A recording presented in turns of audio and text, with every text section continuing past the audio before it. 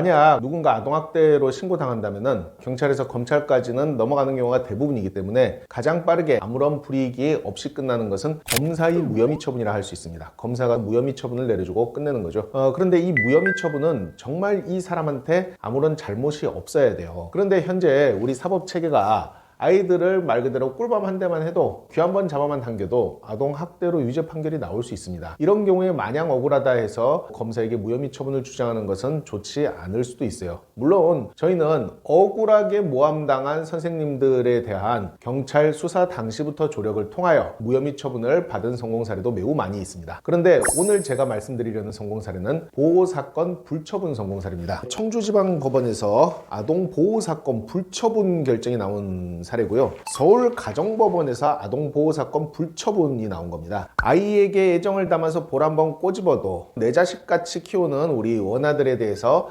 아이가 정말 위험한 행동을 하자 조금 꾸지람을 해도 이게 아동학대가 성립될 수도 있다고 했잖아요. 그럼 이 사람이 아동학대로 꼭 유죄 판결 받아야 되는 걸까요? 아동학대 전문 로펌 대한중앙은 심도 있는 상담과 경찰 조사를 통하여 무혐의 처분이 나오도록 조력을 할지 아동보호 사건으로 끌고 간 뒤 불처분을 받을지에 대해서 결정하게 됩니다. 우리 아동학대 관련 법령은 아동보호재판이라는 특별한 재판을 두고 있어요. 아이를 보육하거나 기르는 선생님이나 부모님 혹은 조부모님 등 아이 양육에 관해서 책임 있는 사람들이 아이를 대할 때 꼭 유죄 판결을 내리는 것이 적절치 못할 수도 있다라는 판단 하에 형사 유죄 판결이 나오는 재판이 아니라 교육 같은 것을 받는 재판이 바로 보호재판이에요. 이 아동보호재판은 검사의 판단 하에 형사 기소가 아닌 아동보호재판 송치가 될 수도 있고 형사법원에 갔다가 아동보호사건으로 송치돼서 아동보호재판이 벌어질 수도 있습니다. 아동보호재판에서 아동보호처분을 받으면 이것은 형사유죄 판결과는 달라요. 교육이나 심리상담 같은 걸 받는 처분인데 아동보호처분도 어쨌든 이 선생님한테 이 부모님한테 뭔가 잘못이 어느 정도는 있다라는 형태의 처분이기 때문에 이것조차